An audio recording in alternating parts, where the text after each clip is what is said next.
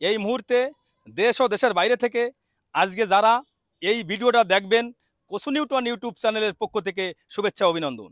তা আজকে আমি যে বিষয়ের পরে কথা বলবো, এটা খুলনা জেলা ডুমুরিয়া উপজেলা খরনিয়া গ্রাম। এখানে আমাদের একটা 66 শতকের পরে একটা ড্রাগন বাগান, সেই ড্রাগন বাগান সম্পর্কে আলোচনা করব। দর্শক সবাই সাথে থাকেন। বন্ধুরা, আমাদের এই ড্রাগন বাগানটার বয়স 27 মাস। তাই 27 মাসের ভিতরে আমরা কি কি পরিচর্যা করেছি, কিভাবে ফল আনিছি, বিস্তারিত আজকে বলবো।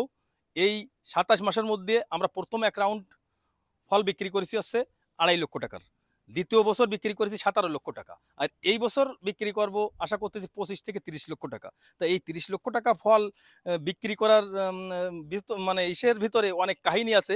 যেমন অনেকে গাছ লাগাইয়ে এই ড্রাগনের পরে যে ড্রাগন চাষ করলে লস হবে, ফলের কেজি 100 টাকা, এই ফল যদি আপনারা 100 টাকা করেও বিক্রি করেন, তা এই ড্রাগন চাষ করলে লসের কোনো জায়গা নেই।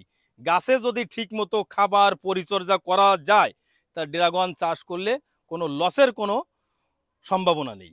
ড্রাগন গাছে যেমন আছে কলা গাছ, কচু গাছ যেমন সার খায়, ড্রাগন গাছেও তেমন সার খায়। এই সারটার পিছনে যেমন আছে আপনার মুরগির লিটার, তারপর আছে গোবর, তারপর আছে ভার্মি কম্পোস্ট, ট্রাইকো কম্পোস্ট।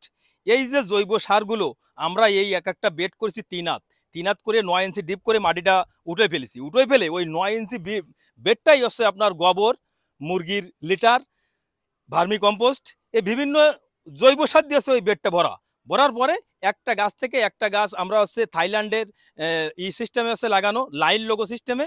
এইভাবে লাগালে হয় কি, একটা পিলারে টায়ার দিলে আপনার 4টে গাছ পড়ে। আর এতে আপনার 1 ফিট অন্তরে যদি দেওয়া হয়, যেখানে 33 শতক জায়গায় আছে, যদি ওতে 1200 গাছ লাগানো যায়, 1 বিঘে জায়গায় আপনার এতে লাগানো যাবে আছে 3300-3400 গাছ। তাতে প্রোডাকশনটাও এরকম বেড়ে যাবে। তার পিছনে আছে খাবার পরিমাণটাও বেড়ে যাবে। গাছের পরিমাণ বেড়ে গেলে খাবারের পরিমাণটাও সেইভাবে বাড়াই দিতে হবে।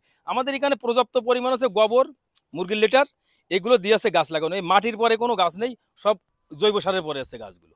আমাদের এই গাছে প্রতি সপ্তাহে 1 সপ্তাহ পরে আসছে ন্যাশনাল এগ্রির NPKS স্প্রে করতে হয়। আর ছত্রাকনাশক যে কোনো, যেমন আমরা যে কোনো একটা কোম্পানির ছত্রাকনাশক প্রতি সপ্তাহে একবার স্প্রে করা লাগে। মাসে 4 বার এই গাছে স্প্রে করতে হয়। তাহলে হচ্ছে NPKS দেওয়ার অর্থটা আছে গাছের ওই উপর থেকে যে খাদ্যটা সংগ্রহ করে NPKS আছে সেটা পূরণ করে। তা বন্ধুরা, আজকের ভিডিও এখানে শেষ করলাম। নতুন করে নতুন কোনো বিষয় পরবর্তীতে দেখা হবে। সবাই ভালো থাকবেন, সুস্থ থাকবেন। ধন্যবাদ।